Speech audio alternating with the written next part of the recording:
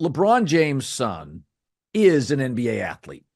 I don't think right now, currently, he's quite an NBA player. I think they would draft him, send him to the G League, give him a year. And Mick Cronin said the other day, the UCLA coach, he's not as quick or as fast as he was pre-cardiac arrest. He's not quite the player. But I've watched him enough, seen his hops, seen his handles. He got a beautiful jumper. Got a beautiful looking Right. jumper. I like his jumper It better. looks good. His shooting percentage is not good, but it doesn't look like there's a problem with it. I agree with you there. No, in fact, I like it better than his dad's. I think his shooting is very natural. Bigger players don't yet generally, Larry Bird, Sure. KD, the exception. A lot of times the 6'4" guys got the perfect jumper, the perfect look, the perfect hand size. But here's the thing, and I don't know how necessarily to explain this, is that this is the worst draft, maybe as bad as the Anthony Bennett draft. So as more mothers are telling their kids, do not play football, more mothers. This is in Los Angeles. I have a buddy that lives in Brentwood. He's like, I'm like an outcast for letting my kids play tackle football. I was at sidebar to it. I was at a card game with some Hollywood and finance folks. Low stakes for their standards for sure, else I wouldn't have been able to play in it. And there was a very, very smart guy there who had enough money that when I was like, how do I know this name? I didn't know who he was at the time, but I was like, I know this name. So after I left the card game, I Googled his name and I was like, oh, you almost bought this baseball team like 6 years ago. I won't say but he said that like he was a very sharp guy. And he was like, yeah, I don't think football should be legal under 18 years old. And I didn't agree with him, but I'm just echoing your point that there are a lot of people that are not letting their kids even consider playing tackle football. Particularly, I bet it skews higher income and things like that. But go ahead, as you were saying about Bronny. Yet, you can get Brock Purdy in the final pick. Yeah. Half the league is undrafted. Kurt Warner, Tony Romo undrafted. The NBA is a global game, and people are suggesting there are not 3 surefire NBA starters in this draft. Question. There's 2 rounds. There's almost no players after the 12th pick. It's a cheaper sport to play. Hockey and football are expensive. It's a global sport. Is that saying that the NBA is so good it's impossible to make it? Is it saying our domestic culture is broken and our players are distracted and not skilled enough? How in the world could you have a global sport? We don't have a shortage of great baseball players, great hockey players. We're having drafts. Well, like every third draft is talentless. Yeah, but I think it's actually more the first than the second because the league is more talented now than at any point in my lifetime. I think it is less that, oh my God, there's not good players. It's that the bar for being considered a good player these days is so much higher than it once was. And your pal Bill Simmons talks about this a lot, but like the guys who are now 9th men, not that long ago would be good starters. Good. And if you look at some teams that we thought of as very good teams 20 years ago and look at who they had after their top 4 guys, it's a bunch of, And so that it's an argument for expansion. It's an argument for adding teams to the league because the talent level right now is so high. Like you look at the Western Conference in the NBA right now, we have, as we record this, the Lakers and the Warriors are the 9 and the 10 seeds. It's insane. And keep in mind, so next year, so think about the Western Conference and the NBA next year, and then I want to circle back to Bronny for a moment. So Minnesota is not going to be worse. I mean, I don't know if they're going to be the 1 seed, but it's not like all of a sudden Minnesota is going to go away. I'm just going to go down the standings. Denver is here to stay. Oklahoma City's only getting better. The Clippers maybe take a step back, but if they bring everyone back, why would they not maintain about where they are?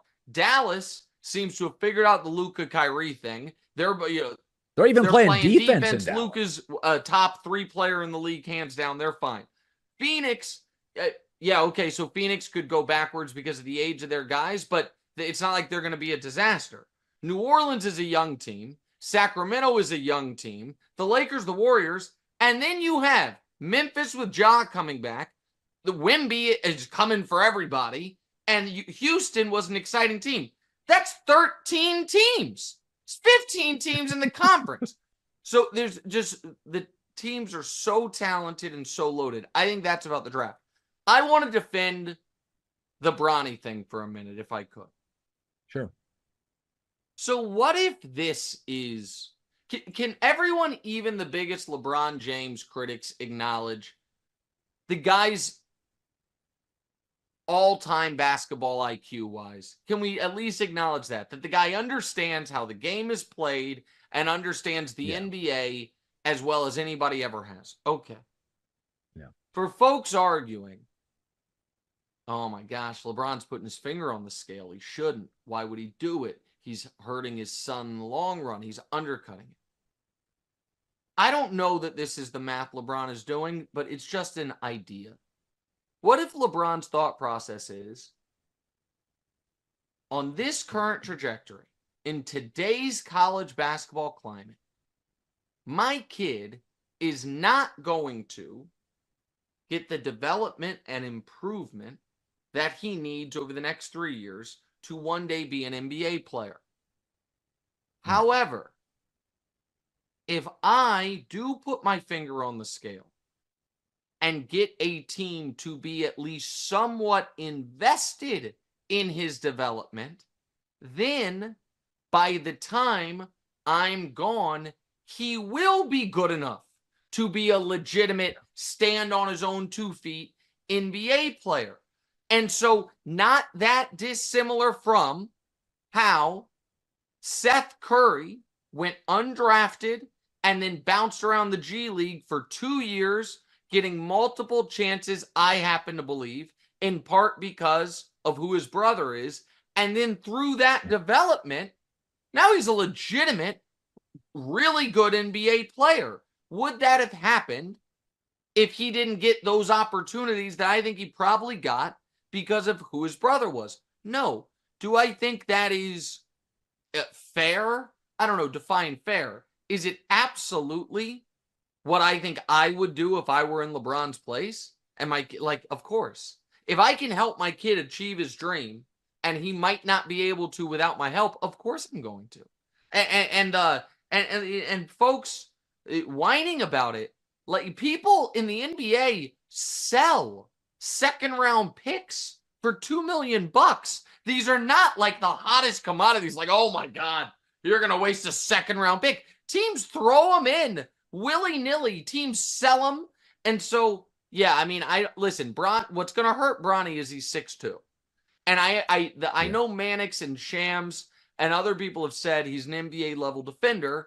It's just hard to be a great defender in this league at that size. I'm not saying he can't be. But I don't think LeBron is being unfair to anybody in this circumstance whatsoever.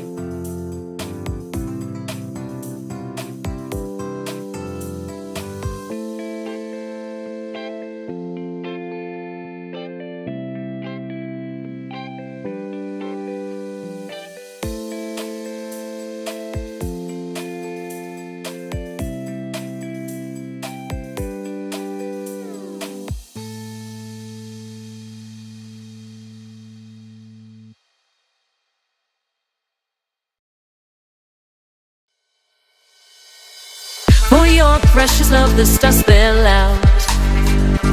Love longing for our union then. Love my fragrance so captivating. You close to me, I lose myself. Never thought I would find love like this. Never thought I would be waiting. Move your body, let your spirit soar. Ella, you're at a move your body. Oh,